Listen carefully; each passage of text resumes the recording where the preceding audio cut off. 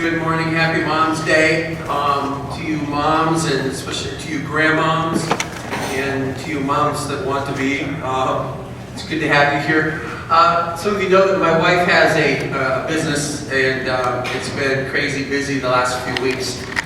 She's been really tired, so about last week I took her shopping. I hate shopping, but I love my wife, and I knew it would mean a lot to her, so I took her shopping. And because she's so busy in the shop, I'm doing a lot of the chores around the house that, you know, like dishes and laundry and cleaning house. I'm going to make somebody a wonderful wife someday. And then she couldn't do the plants, and so on Monday I went out and I bought plants. And then I even bought plants to plant and planters, and so I was green thumb. So this morning, I realized it was Mother's Day, and I went to my wife and I said, "Hey, do you remember when I took you shopping?" She goes, "Yeah, it was so nice." And I said, "Did you notice that the laundry was done and the house is halfway clean now?" And she goes, "Yes." I said, "Happy Mother's Day. And did you see all the flowers I bought you?" And so I kind of failed there. So you can pray for me today. But happy Mother's Day.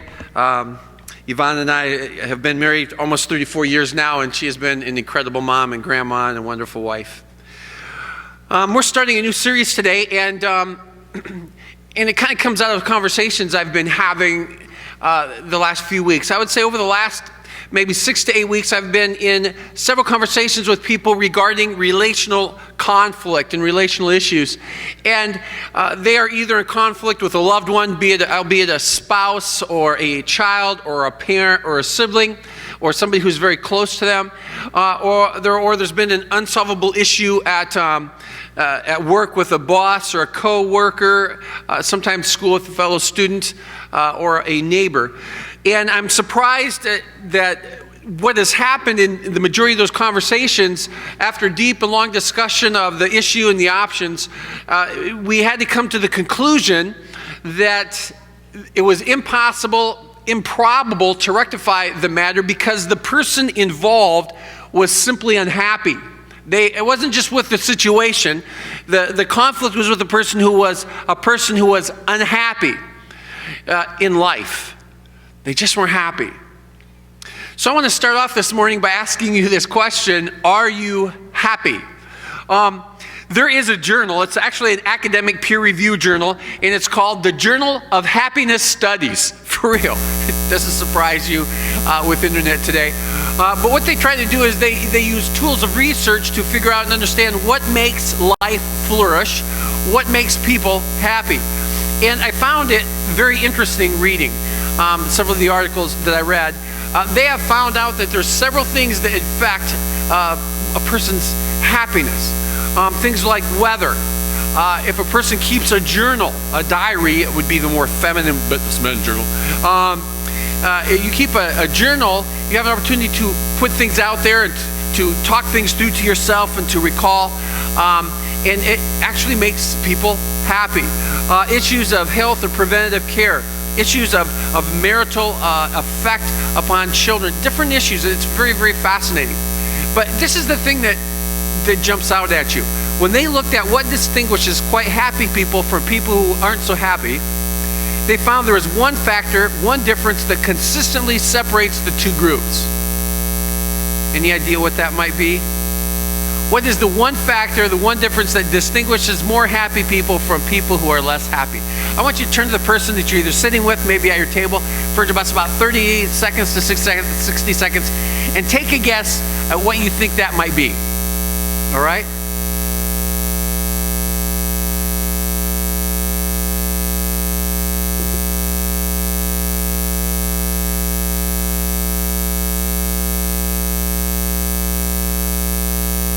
Let me tell you what it's not. We got a whole list of things here it's not. It has nothing to do with attractiveness or what kind of shape your body is or whether or not you're successful in the career of your choice. It has nothing to do with health, income, or IQ. It doesn't matter how much money you make, how much money you have, or your financial portfolio. It has nothing to do with your car that you drive, the house that you live in, the clothes that you wear, the office you hold, the position you've acquired, or the reputation you've earned. It doesn't have anything to do with peace, retirement, or security. What distinguishes consistently happier people from people who are less happy is this: the presence of deep, joy-producing, life-giving, meaningful, rich relationships with other human beings. It's having and spending meaningful time with family, friends, and people who care deeply about you and that you care deeply about. Quality relationships are absolutely indispensable, non-negotiable, quasi-essential to health and human well-being. There's a guy named Robert Putnam, and he wrote a book that I believe was the #1 bestseller. It was very, very popular in the last 10 years. It was called Bowling Alone. My friend Tom Workman, I think, might even quoted the book last time he was here 2 or 3 weeks ago and spoke. And Tom told me that that book is probably one of the best analysis of social interaction, perhaps the most influential book on social trends written in the last decade. And this is what Putnam says: the single most common finding from a half-century's research on life's satisfaction, not only from the U.S. but around the world, is this: happiness is best predicted by the breadth and the depth of one's social connections. Happiness is best predicted by the breadth and the depth of one's social connections. We're talking about meaningful relationships in the word connectedness. Now, this is nothing new. It's not news to God because God made us that way. In fact, the Bible has stated this a long time ago. In Genesis 2, in the creation story, there's this guy, the first man created, his name's Adam, and he had it all. He had a lot of things going for him, a lot of things in his corner. He had a sweet acreage with no upkeep. He had exotic pets that didn't need to be cleaned up after. He had a buffet at his reach of the freshest fruits and vegetables with no bugs. And after he ate, there were no dirty dishes and no need to leave a tip. He had the front row seat at the most beautiful fog-free sunrises that you could ever see, and better still, stunning sunsets. The stars never shined brighter, never seemed so close that you could reach out and grab them than they did for Adam. On top of that, there were no chores to be done, no problems with the neighbors, and no taxes to be paid. Obviously, he didn't live in Lincoln. His was a utopian world. It was a wonderful life, but all wasn't as it seemed. In fact, something was missing. And you know the text, Genesis 2:18. God said, "It is not good for man to be alone." And God created Eve, and it's been spiraling downhill ever since. Just kidding. For the women. Part of what it means to be made in the image of God, because we're created in the image of God, is this: that we have a capacity for what we might call connectedness. We were made to connect. And connectedness is not the same as knowing a bunch of other people. In fact, having a long list of contacts in your email list, having lots of friends on Facebook, I'm not talking about that. There are some people who get confused about this because they have lots and lots of interaction with people every day, and therefore they think they're okay. Especially somebody maybe who works in a large company or a place where there's a lot of people, and they rub shoulders with folks, they're in contact with folks, they have face-to-face dialogue, they engage with people, they have discourses and talks and chats that are very lively and have a great deal of content, and yet the vast majority of people still go home and feel all alone. In fact, I would be willing to go out on a limb and say, I don't know if people have been more lonely than they are now, and at the same time have so much interaction with so many people, not only at their fingertips, but every day. So many people have lots of acquaintances, but no true blue friends. So many people have a lot of interface, but no intimacy. People have a lot of contact, but no connection. Yeah, I don't know if you've ever felt that way. There's a famous writer that one day had journaled these words, and he said, "I went to the party and I was the life of the party. Everybody thought that not only was I funny, but my conversation was deep and stimulating and intellectually challenged. And when I left, everybody made sure they told me goodbye and patted me on the back." And he said, "So many people love me, but why do I tonight feel like pulling out a gun and blowing my brains out?" Which in fact, he would go on and do sometime later. It's easy to have contact and yet not be connected.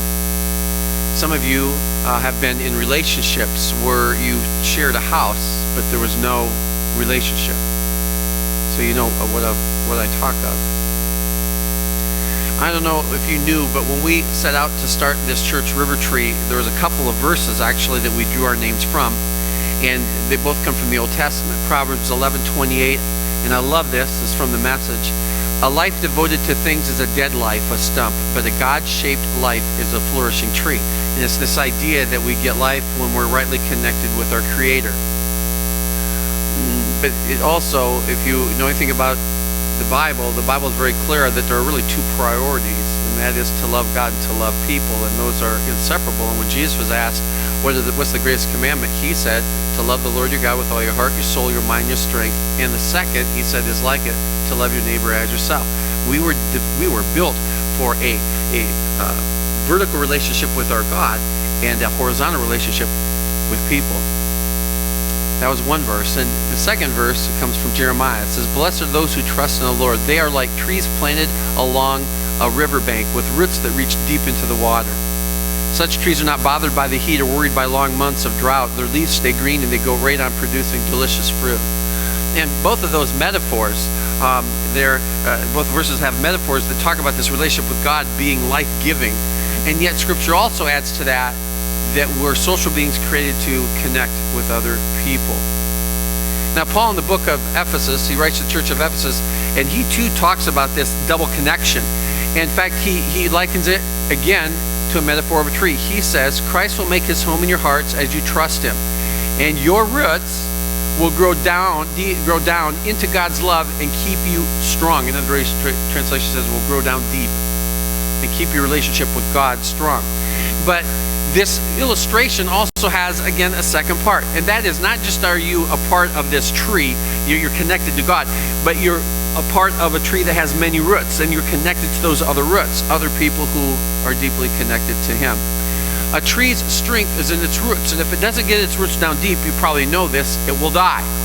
I don't know how many are familiar with Lincoln, the south side of Lincoln, and how familiar you are with the beautiful thing called soil there. It does not exist.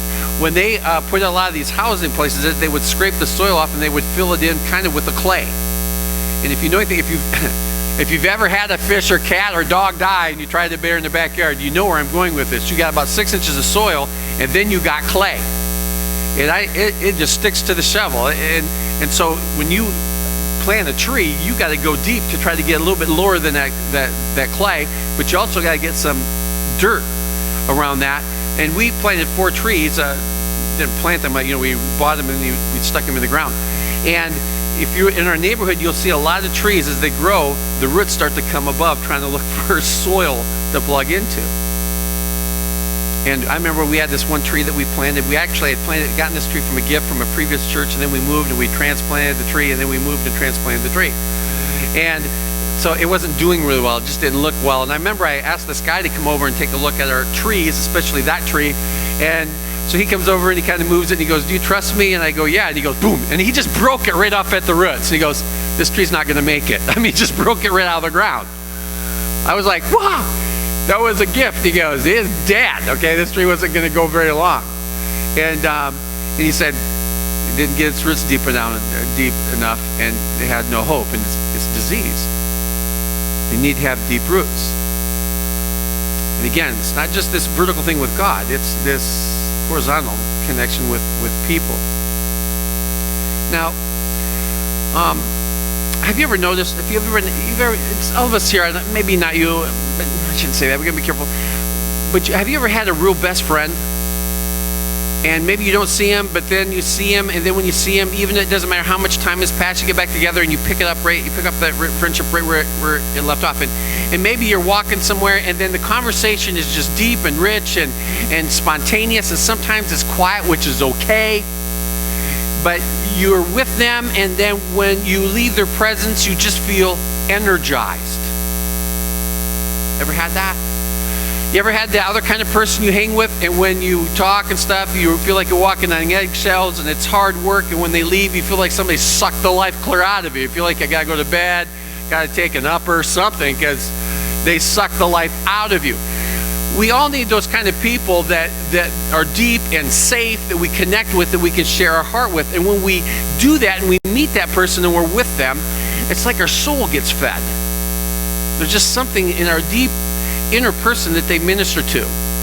And you feel like when you leave their presence, that you just were up in the mountains breathing fresh air. It's invigorating, energizing, refreshing, relaxing, encouraging. You feel renewed. That's connectedness. And it's critical in life. How central is it? There's a British guy by the name of Winnicott, and he made a fascinating discovery, and I found this very interesting. I want you to connect with this.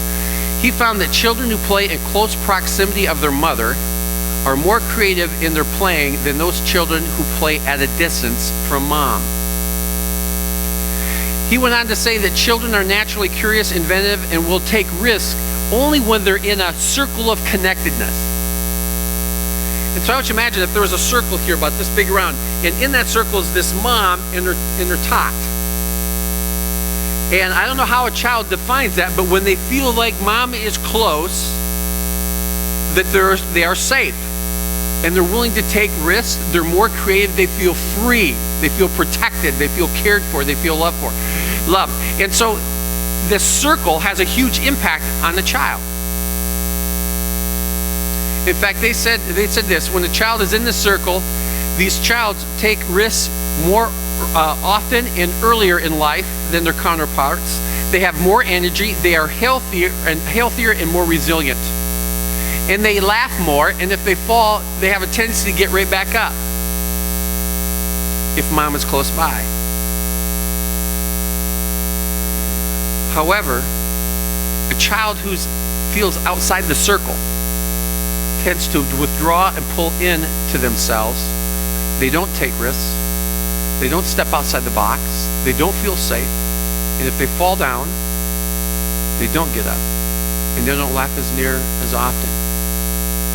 Now, why is it? Is it because mom is doing stuff for them and mom is telling them how to play and mom's running interference? It has nothing to do with the mom interacting with the child at all. In fact, it just has to do with her mere presence. And you know, when a child is young, that presence is very physical, very touchy. We've got 9 grandkids now, and Bryn is only just 4 weeks old, and then we got Brady, who is the brother who's not even a year old yet. And see, you can see this if you're up close and you start reflecting on it. And I see it in their grandchildren. The idea here is this, and the study says this: when love is present, a child feels cared for and safe. And because that something in that child gets released to reach their potential. They're a little bolder, a little bit more creative, and a little stronger. Love in this circle, is freeing. And it frees within that child something that otherwise will be kept in. And here's the point. When we're loved and we're in relationships that feel safe, we not only get that other person, more importantly, we get more of ourselves, which is really odd. Connectedness helps us find more life that is available inside of us. It's knowing I'm known, I'm cared for, I'm heard, I'm safe, I'm loved, and I'm alive. Connectedness produces creativity, freedom, happiness, and strength. And God created us for that. That's built into our DNA.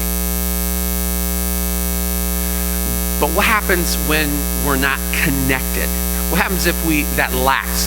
There's an opposite word then, and that word is isolation. And when we're disconnected, when we're emotionally isolated, we're more prone, listen to this list, we're more prone to anxiety, depression, loneliness, low self-esteem, problems with addiction, and difficulties with eating and sleeping. And why? If I may quote a verse, it is not good for man to be alone. The destructive aspects of isolation are unbelievably powerful. We have said often here that faith, this walk with God, is a team sport. Okay? And we live in a world that's very much about pulling yourself up by your bootstraps, making it on your own. I did it my way. I don't need anybody. That kind of country cowboy John Wayne riding off in the sunset with nothing but he, his horse, and a pair of six-shooters. But that's not life. Faith is a team sport, but life is a team sport. You were never made to go it alone. This is interesting. People who are socially disconnected are 2 to 5 times more likely to die from all causes than those who have close ties to family, friends, and relationships. So we're going to be starting small groups again, and we try to tell people to get into small groups and everything. It'd be kind of cool if we developed a logo for that. And the logo to get in a small group is a dead person with a red line through it. Yeah, don't go here. Join or die. If you try to live in isolation, you raise the potential of death 2 to 5 times. Why? Because we're built, we are wired, we are geared socially. We must connect. In fact, this is, and again, from the study, people who have bad health habits like cigarette smoking, high blood pressure, overeating, lack of physical activity, people who have those bad health habits but are connected live longer than people who have great health habits but are disconnected. Now, our college students are all kind of gone, but a college guy who thought, probably like I thought when I was 19, would have said, hey, I like smoking, drinking, and wild women. I just need 3 good friends and I'm good to go. No, that's not what we're encouraging here. You're totally missing the boat, okay? It's this. It's not that bad things being present are negative, and they are negative, but the issue here is not about bad things being present. Because we live in a world where bad things are always present. I have people tell me, oh, isn't the world just a bad place? It's been that way since the fall, okay? It really has. It's not about bad things being present. It's the matter that good things being present are stronger than the negative and overrides the negative. You see, it's a positive way to look at life.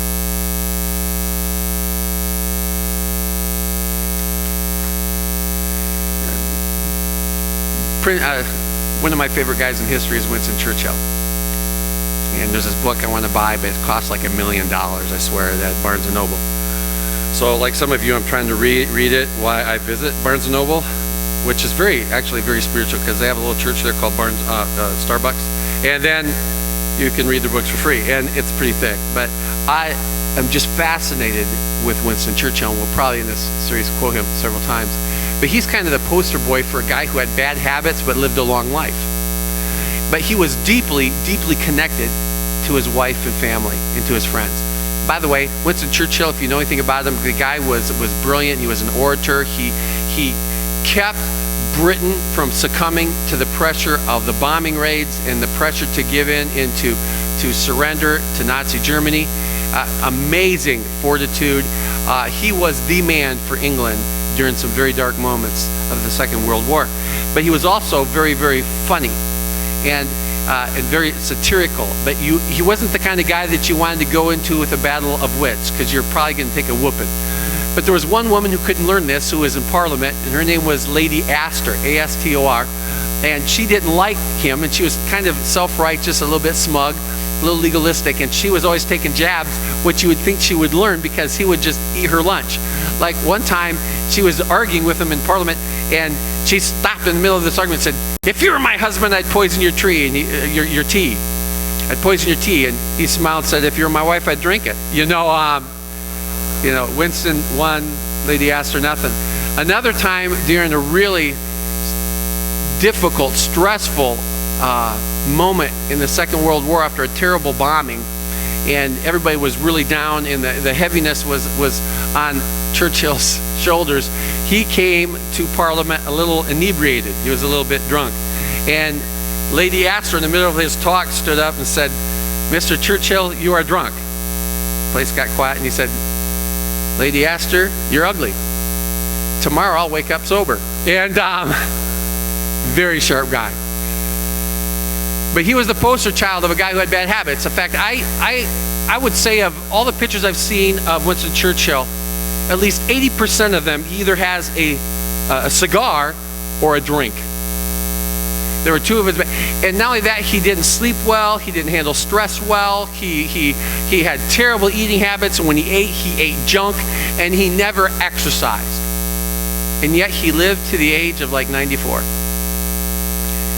He was asked one time in an interview, because he was always carried way more weight than he needed to. Somebody asked him, Winston Churchill, do you ever exercise? He puffed a cigar and he says, oh yes, I exercise. In fact, every time I get to go to a funeral service as a pallbearer for one of my friends who died while exercising, I exercise. There's something incredibly healthy for the body, mind, and soul when we're connected with others. Such is the power of connection. There's a little phrase in the New Testament. In fact, we see it often. Paul uses it the most. The phrase in the Greek is alelon. English, we translate that one another. In the context of Paul's writings, as you will see in the next few weeks, every time he uses that little phrase, alelon, one another, he's talking about being deeply connected in the relationship that we are to have in what is called the church. That when we come to faith in Christ, we are brought into ought to be a deeper relationship with people who share the same love horizontally that we do with God our Creator through Christ. And alelon describes how we ought to relate to one another in this thing called the body, the church of Christ. But it's interesting that Paul uses it, as you will see, especially in his epistles. But the person who introduces it to us was Jesus, who said this: a new commandment I give you, love one another. Just as I have loved you, so you must love one another.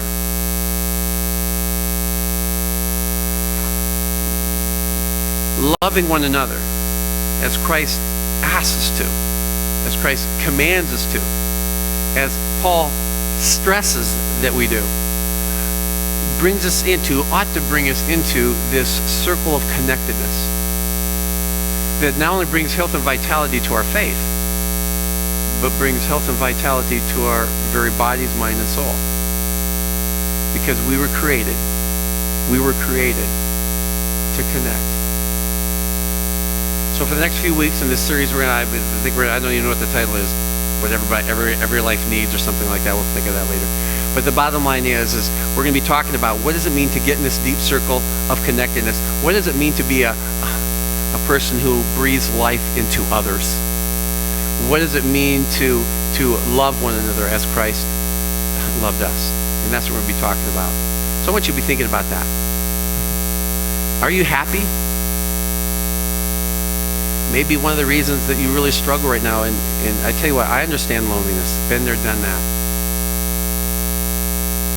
Maybe you do need to get into a group or something where you can connect on a deeper level with folks so they can get to know you and you can get to know their heart and they can minister to you and you to them.